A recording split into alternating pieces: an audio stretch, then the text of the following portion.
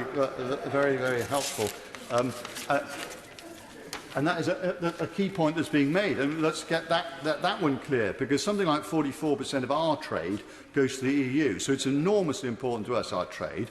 But in terms of the EU overall, about less than 5% of their trade comes to the UK. So in terms of the balance of power, and within that, it is the case that two of the countries, Netherlands and Germany, have got a significant trade surplus with the UK, and the others don't. So and what the EU wants to do, quite reasonably, as a bloc, is to protect its standards, its environment, its workers' rights, and not be undercut.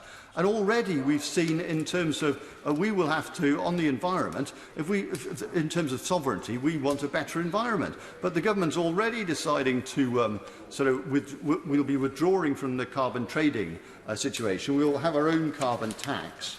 But in fact, my understanding now is that the proposals for the government is that in terms of the carbon emissions tax, we'll be charging me £16, and the EU emissions tax is £25 a tonne. In other words, we're already becoming the sort of pollution dumping ground. And the more we diverge negatively away from the EU, the less we'll be able to trade, and the more we'll be in the hands of whether it's the US or the Chinese or whatever. And that isn't sovereignty. That's just being in the hands of others.